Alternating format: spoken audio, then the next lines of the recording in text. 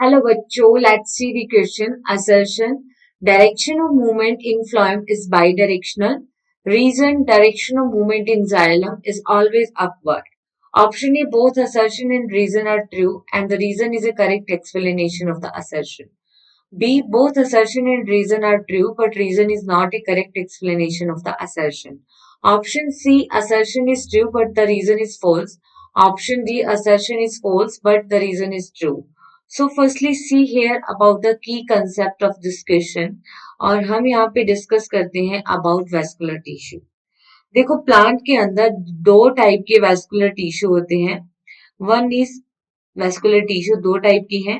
एक है फ्लोएम और फ्लोएम जो होता है which is responsible for the transport of organic material और फूड. फूड के ट्रांसपोर्ट के लिए जो होता है ट्रांसपोर्ट ऑफ ऑर्गेनिक कंपाउंड्स. ठीक है, तो वो किसके थ्रू होता है? फ्लोएम के थ्रू. हम देखते हैं कि इसके लिए जो वर्क करता है that is source and sink. Source में क्या होता है? सोर्स जो प्रोवाइड कराता है और जहां पे ट्रांसपोर्ट होता है वो सिंक. अब देखो सोर्स एंड जो सिंक है इनका जो रिलेशनशिप है it is variable. Relationship of source and sink is variable. अब इनका रिलेशनशिप वेरिएबल है इसलिए जो फ्लोएम की डायरेक्शन होती है दैट इज बाई डायरेक्शनल.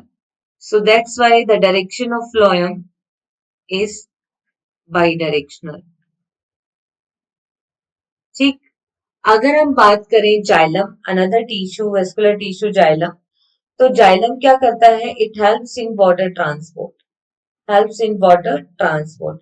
तो ये वाटर का ट्रांसपोर्ट कहाँ करता है? रूट से टॉप ऑफ द प्लांट.